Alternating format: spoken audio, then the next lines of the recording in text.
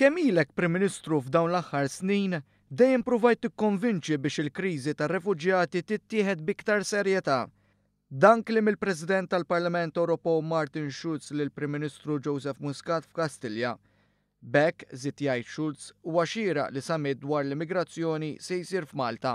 Il-Prim Ministru Joseph Muscat qal li f'dan is-summit mistennija jkunu ppreżentati inizjattivi għal soluzzjonijiet fil-viċin iżda wkoll iktar fit-tul. Summit li però mhux se jkun it-tmiem ta' triq lejn sistema aktar effettiva li biha tiġi indirizzata l-immigrazzjoni.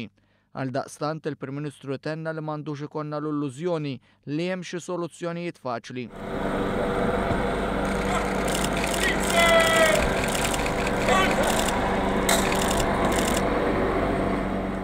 Iktar tard f'laqgħa separata l-Prim Ministru Joseph Muscat laqa f'Kastilja l-President tal-Kunsill Ewropew Donald Tusk. Bħal Schulz innota li Malta kienet fost l-ewwel pajjiżi li b'mod wiesa' bdiet titkellem dwar il-kwistjoni tal-immigrazzjoni.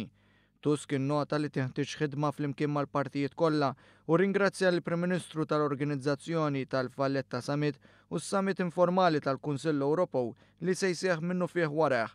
Hawn il-Prim Ministru Malti nnota li issa l-migrazzjoni m'għadix kwistjoni ta' pajjiż individwali imma tal-Ewropa, kwistjoni li jrid jara tittieħed b'aktar serjetà f'livell globali.